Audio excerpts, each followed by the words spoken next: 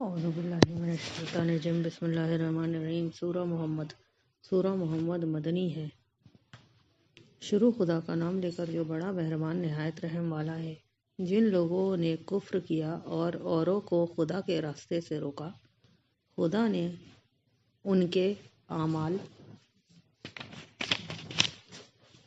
برباد کر دیے، اور جو ایمان لائے اور نیک عمل کرتے رہے اور جو کتاب محمد صلی اللہ علیہ وسلم پر نازل ہوئی اسے مانتے رہے، اور وہ ان کے پروردگار کی طرف سے برحق ہے، ان سے ان کے گناہ دور کر دیے۔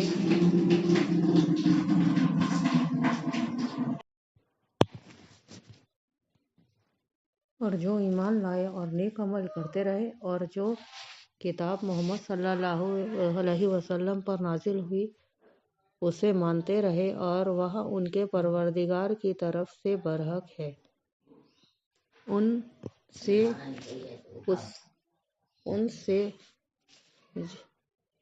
ان کے گناہ دور کر دیے اور ان کی حالت سنوار دی۔ یہ عمل کی بربادی اور اصلاح حال اس لیے ہے کہ جن لوگوں نے کفر کیا انہی نے جھوٹی بات کی پیروی کی، اور جو ایمان لائے اور وہ اپنے پروردگار کی طرف سے دین حق کے پیچھے چلے۔ اسی طرح خدا لوگوں سے ان کے حالات بیان فرماتا ہے۔ جب تم کافروں سے بھڑ جاؤ تو ان کی گردنیں اڑا دو، یہاں تک کہ جب ان کو خوب قتل کر چکو تو جو زندہ پکڑے جائیں ان کو مضبوطی سے قید کر لو۔ پھر اس کے بعد یا تو احسان رکھ کر چھوڑ دینا چاہیے یا کچھ مال لے کر، یہاں تک کہ مخالف فریق لڑائی کے ہتھیار ہاتھ سے رکھ دے۔ یہ وہ حکم یاد رکھو، اور اگر خدا چاہتا تو اور طرح ان سے بدلے لے لیتا، لیکن اس نے چاہا کہ تمہاری آزمائش ایک کو دوسرے سے لڑوا کر کرے۔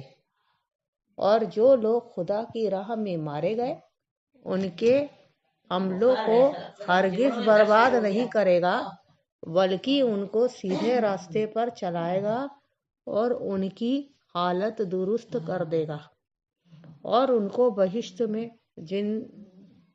جس سے ان کو پہچانوا رکھا ہے داخل کرے گا۔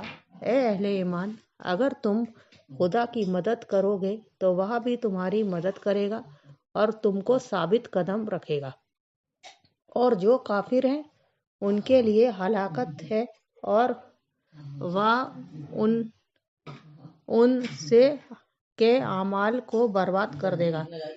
یہ اس لیے کہ خدا نے جو چیز نازل فرمائی انہوں نے ان کو ناپسند کیا، تو خدا نے ان کے اعمال اکارت کر دیے۔ کیا انہوں نے ملک میں سیر نہیں کی تاکہ دیکھتے کہ جو لوگ ان سے پہلے تھے ان کا انجام کیسا ہوا؟ خدا نے ان پر تباہی ڈال دی، اور اسی طرح کا عذاب ان کافروں کو ہوگا۔ یہ اس لیے کہ جو مومن ہیں ان کا خدا کارساز ہے اور کافروں کا کوئی کارساز نہیں۔